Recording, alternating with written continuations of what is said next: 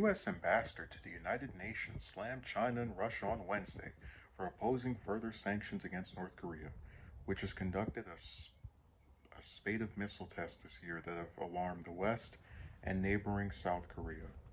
Ambassador Linda Thomas Greenfield said at a UN Security Council meeting that the U.S. wished to tighten sanctions against the Democratic People's Republic of Korea DPRK, which she said has test fired 17 ballistic missiles this year. Thomas Greenfield said the effort to ratchet up sanctions was blocked by two veto holding nations, China and Russia, which have instead proposed a counter resolution that would relieve sanctions on North Korea over humanitarian concerns. North Korea has long teetered on the brink of a famine. Thomas Greenfield said the DPRK was preparing for its seventh nuclear test, and the nation poses threats to regional and international security.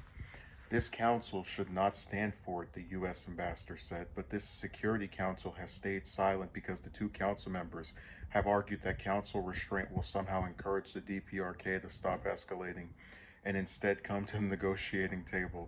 The UN has passed numerous resolutions sanctioning North Korea since 2006, according to the Council on Foreign Relations, targeting nuclear programs, weapons, and equipment. Despite the measures, leader Kim Jong-un has continued to develop its nuclear and missile programs. The 17 launches this year include three intercontinental ballistic missiles, potentially capable of reaching the U.S. mainland, and the missile fired from a submarine last week. The U.S. is pushing for the UN's first tightening of restrictions on the DPRK since 2017. Russian Deputy Ambassador Anna Evstigneva,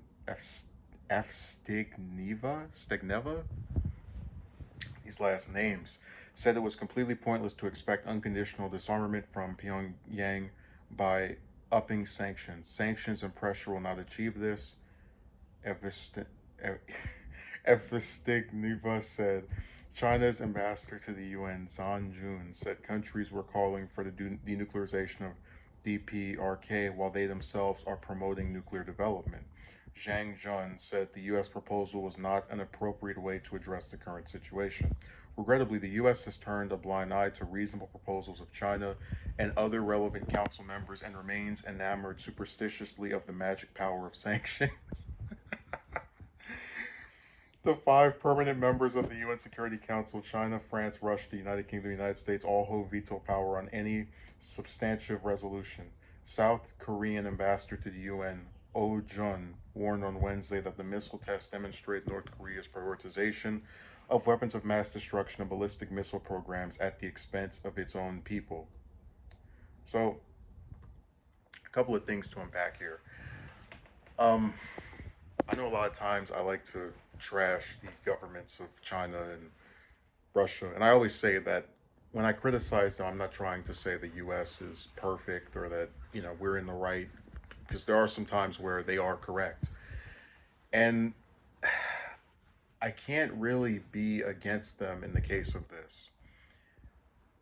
Going over this article, I said, "Oh, okay, the U.S. is going to call out these two countries that are not going after North Korea's nuclear programs in the way that they find, you know, effective, right?" But then when they mention that they've been putting sanctions on North Korea, I mean, since 2006, and remember, this is before Kim Jong Un was even the leader of his country. That was when his dad was still in charge. And you've seen no change whatsoever since back then.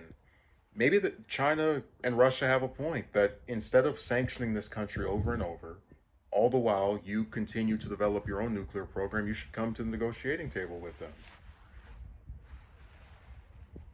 Um, it's I was much more inclined to take the U.S. side before I read that part of the article, which shows that we've been doing this for quite some time and we haven't been getting the results that we apparently want. And I think when you look at the statements that were made here, the U.S. proposal, this is by China's ambassador to the UN, where he says the U.S. has turned a blind eye to reasonable proposals of China and other relevant council members. I think that's true because you got to remember the U.S. government hates the Chinese government because of the number of people it has there, the superpower, they're competitors with each other. So the U.S. is not interested in having a reasonable, democratic, diplomatic discussion about, hey, let's get together and actually try to denuclearize with North Korea. And sit down and just, let's all come to get no interest in doing that. They hate each other. So I think he's right, and he's telling the truth. Um, and this is just, you could argue, you could maybe say that because we're not on good terms with Russia either because of the invasion with Ukraine. Um, you could say that these two countries, right, Russia and China, are trying to get revenge on the U.S. by not going along with our denuclearization wants with regard to North Korea. But I think they raise an interesting point that if we keep having these attempts at slapping sanctions, you even had, and I'm gonna use this from now on, um, you know, the superstitiously magic power of sanctions, and it just doesn't work year after year, and in our case, decade after decade, because it's been going on since 2006. Maybe try doing something different.